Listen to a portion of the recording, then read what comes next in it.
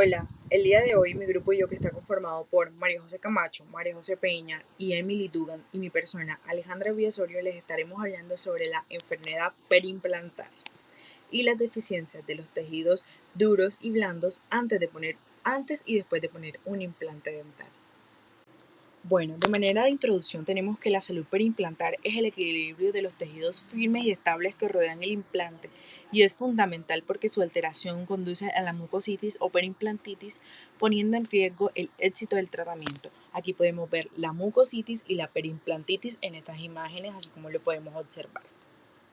Bueno, la salud perimplantar se define como la condición en que los tejidos blandos y duros que rodean el implante dental se encuentran estructural y funcionalmente estables, sin signos de inflamación ni pérdida ósea progresiva.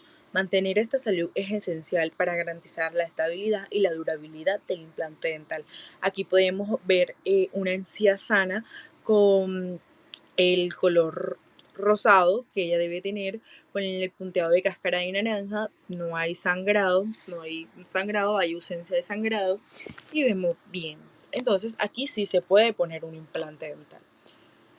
Podemos encontrar los criterios para diagnósticos de salud perimplantar según Renberg al 2018. Como ya lo dijimos, la ausencia de signos de inflamación de los tejidos blandos perimplantarios, como lo son el enrojecimiento, inflamación, sangrado profuso al sondaje.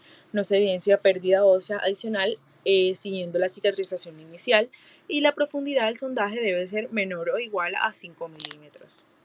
Bueno, los tejidos preimplantarios se dividen en dos comportamientos principales y juegan un papel súper importante y diferente, como lo son el tejido blando o mucosa preimplantaria, que actúa como una barrera protectora frente al medio oral, evitando que bacterias o agentes irritantes lleguen al hueso, y el tejido duro o hueso alveolar, que proporciona soporte estructural y estabilidad al implante.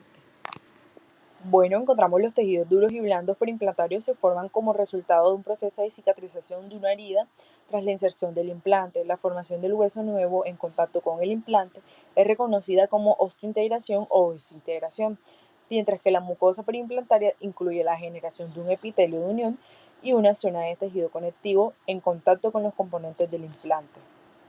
Bueno, pero ¿qué es la autointegración y la osintegración? Es el proceso biológico en el que el implante dental, generalmente de titanio, se fusione y se integre directamente en el hueso de la mandíbula o el maxilar. Este proceso crea una conexión estable y permanente que permite que el implante funcione de manera similar a un diente natural, proporcionando resistencia y estabilidad a largo plazo.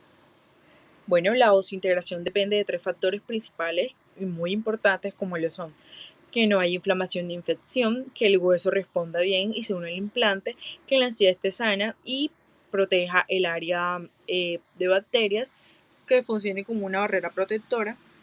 ¿Cómo se da la osteointegración? Bueno, se da la formación del coágulo. Luego de esto se da la regeneración ósea y luego de esto se da la unión hueso-implante, que es cuando ya se da la osteointegración, y ya se da la maduración y la remodelación al final, que ya cuando el implante, ya actúa como un diente natural, y ya está, pues, él reacciona bien ante las fuerzas cuando nosotros hacemos al masticar, ya él actúa muy bien. Hola a todos, soy Emily Dugan y yo les estaré hablando sobre mucositis perimplantar. La mucositis se define como una reacción inflamatoria reversible en la que se observa enrojecimiento e inflamación de la mucosa perimplantar, acompañada también de sangrado del sondaje e incremento de profundidad del sondaje de 4 a 5 milímetros. A diferencia de la perimplantitis, que esta sí afecta al hueso y puede comprometer la movilidad del implante, la mucositis es reversible si es tratada y diagnosticada a tiempo. Su origen principal es bacteriano, asociado a la acumulación de placa en la zona donde la encía entra en contacto con el implante, quiere decir, como lo vemos en la imagen, en la superficie del implante. Tenemos que histológicamente la mucositis se manifiesta como una inflamación que se extiende hacia la parte inferior del epitelio de unión sin invadir el tejido conectivo y en la que predominan las células T. Como observamos aquí, los criterios para el diagnóstico de mucositis perimplantar Primero tenemos la presencia de signos de inflamación de los tejidos blandos perimplantares, enrojecimiento, inflamación, sangrado lineal o puntual que persiste 30 segundos después del sondaje. Tenemos que no hay pérdida ósea adicional siguiendo la cicatrización inicial y la profundidad al sondaje, como lo dije anteriormente, mayor o igual a 5 milímetros. Como factores de riesgo, primero tenemos la pobre higiene y la flora bacteriana oral. La acumulación de placa es un factor causante de mucositis. Se puede decir que es el principal factor, ya que la placa bacteriana se compone de una flora diversas. Cambio en la composición de esta flora, como el incremento de bacterias gram negativas anaerobias localizadas en surcos y bolsas profundas, pueden provocar un avance rápido de la enfermedad perimplantar. Tenemos el tabaquismo y el alcoholismo. El tabaquismo es un factor ligado a los efectos perjudiciales sobre el periodonto y los tejidos perimplantarios, pudiendo ocasionar la pérdida de los implantes. Historia previa de periodontitis. En una revisión de literatura científica concluyeron que hay una incidencia significativamente mayor de perimplantitis en los individuos con pérdida de dientes asociadas a la periodontitis que en pacientes sin historia previa de periodontitis. Y las enfermedades sistémicas, ya que la diabetes mellitus es una de las enfermedades sistémicas que más afecta la salud periodontal y perimplantaria. Los pacientes con diabetes mal controladas presentan una respuesta inmunitaria alterada y una cicatrización lenta de los tejidos, por lo que se considera de alto riesgo al someterse a procedimientos quirúrgicos. Encontramos como signos de alerta de la mucositis el enrojecimiento de la encía alrededor del implante, la inflamación, aumento de volumen, sangrado al sondaje, al cepillarse o al usar seda dental, molestia o sensación de presión, aunque no siempre hay dolor, y el mal aliento persiste o un sabor metálico. Para el diagnóstico de la mucositis vamos a tener estos puntos muy presentes. Primeramente, la historia clínica, donde vamos a identificar los factores de riesgo, como dije anteriormente, el tabaco, la periodontitis previa y la higiene oral. El examen clínico, donde vamos a evaluar la placa, el sangrado al sondaje, la inflamación, exudado y la movilidad. Luego el sondaje, vamos a medir la profundidad y detectar aumentos progresivos. Las radiografías, donde vamos a valorar niveles óseos marginales y la pérdida de hueso. Y las pruebas complementarias, como son los cultivos microbiológicos o análisis de fluido crevicular, para identificar bacterias o citoquinas presentes. El tratamiento de la mucositis perimplantaria se basa principalmente en la eliminación no quirúrgica de los depósitos de placa y cálculo mediante el uso de curetas con un desbrindamiento sin realizar colgajo mucoperióstico e instaurar un buen control de placa bacteriana con adecuadas instrucciones de higiene oral. Además, se ha demostrado que mejora el resultado si añadimos al tratamiento antimicrobianos como la clorhexidina en forma de gel o colutorio. De esta forma resolvemos la mayor parte de la mucositis, las cuales pueden ser reversibles. Hola, mi nombre es María José Peña y hoy le voy a hablar sobre la perimplantitis. Es la condición patológica de los tejidos alrededor del implante dental, caracterizado por la inflamación de los tejidos conectivos perimplantar y pérdida progresiva del hueso de soporte. En términos simples, es una enfermedad infecciosa y destructiva que ocurre cuando la respuesta inflamatoria frente al biofilm bacteriano se extiende desde la mucosa hacia el hueso perimplantario, produciendo una pérdida ósea irreversible. La osteopatogenia. La perimplantitis se origina principalmente por la acumulación de biopelícula bacteriana en la superficie del implante, la cual desencadena una respuesta inflamatoria del hospedero. Esta se divide en locales, que es el diseño del implante o de la prótesis que dificulta la higiene oral, la superficie rugosa, contaminantes y sobrecargas oclusales. Y la segunda sería el sistémico y conductuales, que es la historia previa de periodontitis, falta de mantenimiento profesional, tabaquismo, diabetes mellitus mal controlada y factores inmunológicos y genéticos del huésped. Aspectos histopatológicos. En comparación de la mucositis perimplantaria, la perimplantitis presenta infiltrados inflamatorios más extensos que se aproximan al hueso alveolar, predominio de linfocitos B, células plasmáticas y nitrófilos, destrucción del colágeno en el tejido conectivo y reabsorción ósea acompañada de la pérdida de fibras de inserción alrededor del implante. Estos cambios reflejan una inflamación crónica activa que pueden progresar si no se controla el factor causal. Bueno, los aspectos microbianos. La flora bacteriana asociada a la perimplantitis comparte similitudes con la periodontitis avanzada, incluyéndolo por pirormona gingivalis, Tanareia forcitina, Treponema denticola y especies anaerobias gram negativas. Sin embargo, también se observa una mayor variabilidad microbiana con presencia de microorganismos oportunistas asociados al entorno del titanio, lo que sugiere una microbiota distinta y más heterogénea que la periodontal. Bueno, diagnóstico clínico según Sharwar.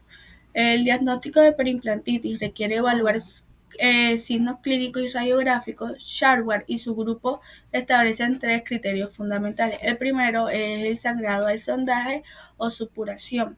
El segundo es el aumento de la profundidad del sondaje respecto a registros previos. El tercero, pérdida ósea radiográfica progresiva después de la fase de carga funcional del implante. Cuando no se dispone de registros previos, puede diagnosticarse perimplantitis si la profundidad del sondaje es mayor o igual a 6 milímetros y existe pérdida ósea marginal mayor o igual a 3 milímetros. Gracias. Bueno, también encontramos las deficiencias de tejidos duros y blandos periimplantarias, pero debemos tener en cuenta cómo este implante o esos tejidos duros y blandos van a reaccionar ante ese implante, antes y después. Bueno, antes de colocar un implante dental es fundamental evaluar la salud perimplantaria, es decir, el estado de los tejidos duros y blandos que los rodean, como ya lo dije anteriormente. La presencia de infecciones, pérdida ósea, traumas generales o enfermedades sistémicas puede afectar el éxito del implante, por lo que se debe asegurar un entorno bucal sano antes del procedimiento. Bueno, como primero encontramos la pérdida de dientes, que esta provoca con el tiempo una reabsorción del hueso alveolar por falta de estímulo funcional. Esa puede ser una deficiencia de esos tejidos, por lo cual debería complicarse al ponerse el implante antes de.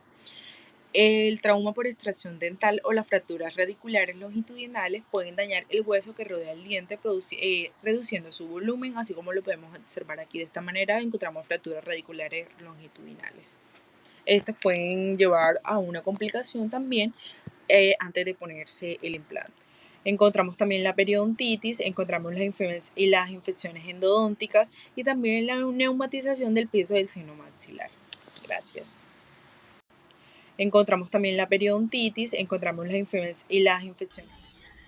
Yo soy María José Camacho y yo les voy a hablar sobre las deficiencias de tejidos duros después de la colocación del implante. Los tejidos duros, como el hueso alveolar, pueden alterarse tras la instalación del implante, afectando su estabilidad y estética. Tenemos unas causas principales como lo son la dehiscencia y fenestración, los defectos intraóseos y la malposición de los implantes. La dehiscencia y fenestración, que estas son pérdidas del hueso alrededor del implante, generalmente causadas por una mala cicatrización o una mala posición. Esto deja parte del implante expuesto.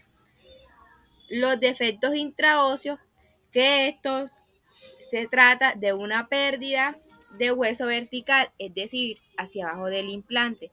Este tipo de defecto compromete directamente el soporte del implante.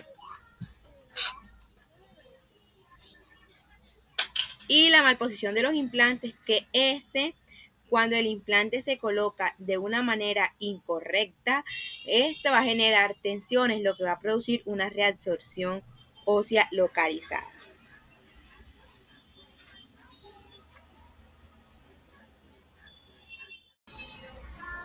Aquí observamos los ejemplos clínicos. En la dehiscencia observamos cómo el hueso se pierde desde el borde y después está la raíz o implante. Y en la fenestración, que es la imagen que está aquí más abajito, observamos una ventana en el hueso que deja expuesta la raíz sin afectar el borde. Aquí observamos los defectos intraóseos, que es cuando el hueso se reabsorbe en profundidad alrededor del implante, formando como un hueso óseo, va así, de manera vertical. Y en la malposición de los implantes observamos un implante mal colocado que está afectando el diente que está al lado, y al igualmente hay una reabsorción ósea.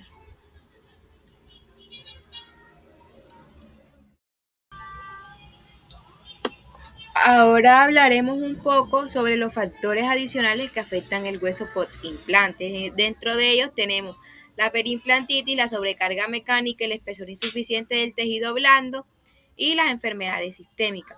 La perimplantitis, que esta es una inflamación e infección que destruye el hueso de soporte, es como una periodontitis, pero la llamamos perimplantitis cuando ocurren los implantes. La sobrecarga mecánica, cuando un implante ya es rehabilitado y la corona no está bien adaptada, es decir, queda un poco alta, las fuerzas oclusales van a caer siempre sobre ella solamente. Esto nos puede llevar a tener complicaciones en el hueso. El espesor insuficiente del tejido blando. El tejido blando actúa como una barrera protectora del hueso. Si tenemos insuficiencia de este, va a facilitar la pérdida ósea marginal. Y sobre las enfermedades sistémicas es que personas con diabetes, osteoporosis u otras enfermedades sistémicas van a afectar la regeneración ósea.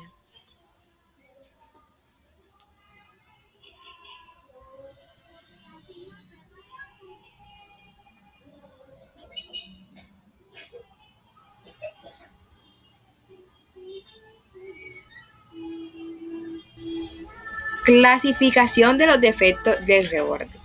Seiber en 1983 clasificó los rebordes atendiendo la pérdida de estos tanto vertical como horizontalmente. Es decir, en la clase 1 se da la pérdida vestíbulo-lingual, pero va a conservar la altura. Como lo vemos aquí en la imagen, observamos pérdida en la parte vestibular y en la parte lingual, pero la altura apico-coronaria está intacta. En la clase 2 va a haber, es todo lo contrario, va a haber pérdida de la dimensión apico-coronaria, así como está en la imagen, pero esto va a conservar una anchura, es decir, la dimensión vestíbulo-lingual. Y en la clase 3 es como una combinación de la clase 1 y la clase 2. Va a haber una pérdida tanto vestibulolingual como apicocoronaria, es decir, pérdida de la altura y la anchura. Aquí se ve una imagen y aquí se ve más clara la imagen clínicamente. Observamos la clase 3. Los materiales de regeneración ósea, estos se utilizan para rellenar defectos o aumentar el volumen del hueso y se clasifican por su origen principalmente. Es decir, autoinjerto, como su mismo nombre lo indica, es hueso del propio paciente y este es el más recomendado, ya que aquí va a haber una máxima compatibilidad por ser de la misma persona. El aloinjerto, que es hueso de otra persona, es decir, un hueso de una persona donante. El senoinjerto, que es hueso de origen animal, como por ejemplo los bovinos, y el aloplástico, que son materiales sintéticos como de la hidroxiapatita, fosfato tricálcico. Estos son materiales realizados en laboratorios. Y aquí observamos unas imágenes donde se está colocando injerto de hueso, aquí donde ya se colocó. Primero observamos que no hay un hueso suficiente, se coloca un injerto y ya tenemos un hueso ideal para la colocación del implante. Ahora hablaremos un poco sobre las deficiencias en tejidos blandos antes de la colocación de los implantes. Los tejidos blandos sanos son esenciales para la estética y la protección del implante. Cuando hay deficiencia de este antes del procedimiento puede dificultar la cicatrización. Dentro de sus etiologías encontramos la pérdida de dientes, la enfermedad periodontal y las enfermedades sistémicas. Cuando un paciente pierde dientes, va a haber una retracción gingival y también va a haber una reducción del volumen de encía. Cuando un paciente tiene enfermedad periodontal, una encía que es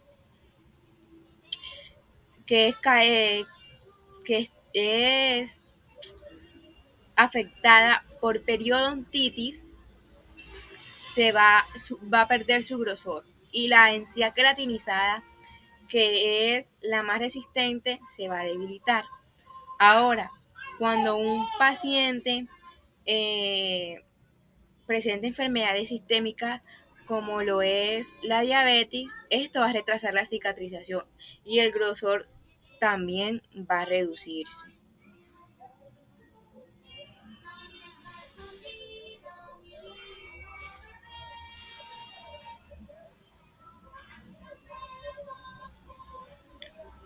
Cuando hay poco tejido blando o encía alrededor del implante, se deben aplicar técnicas que mejoren la cantidad y calidad de estos tejidos.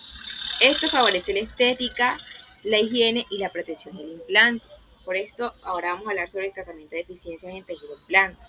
Y dentro de ellos tenemos el injerto de tejido conectivo o encía queratinizada, que este consiste en tomar tejido del paladar o de otra zona para colocarlo alrededor del implante. Así se aumenta el grosor y la resistencia de la encía. También tenemos colgados para cubrir recesiones, que es cuando la encía se retrae y deja parte del implante expuesto. Entonces se van a realizar colgados para cubrir esta zona y mejorar su apariencia, su estética. Y el uso de matrices dérmicas o biomateriales. También tenemos el ajuste protésico, que finalmente es cuando se ajusta la prótesis, es decir, la corona, para mantener un contorno gingival armónico y evitar presión excesiva sobre la encía. Estos tratamientos no solo van a mejorar la estética, sino que también van a ayudar a mantener la salud perimplantaria a largo plazo. Y aquí tenemos un claro ejemplo de un injerto de tejido conectivo. Esto se hace con el fin de mejorar los tejidos blandos alrededor del implante. Y este procedimiento va a permitir aumentar el grosor de la encía para cubrir recesiones y mantener un contorno estético. Este es muy fundamental, ya que nos va a evitar inflamaciones o pérdida de tejido a largo plazo y mejorar la integración del implante en el implante. Para concluir lo que hablamos durante la exposición, observamos cómo las enfermedades periimplantarias son complicaciones inflamatorias que van a afectar los tejidos blandos y duros alrededor de los implantes. Es clave prevenirlo, ya que de esto va a depender una buena planificación quirúrgica, control de placa, mantenimiento profesional y un seguimiento constante. Cuando tenemos un diagnóstico temprano y un tratamiento adecuado, esto va a ser esencial para prevenir la función y la durabilidad del implante. Muchas gracias.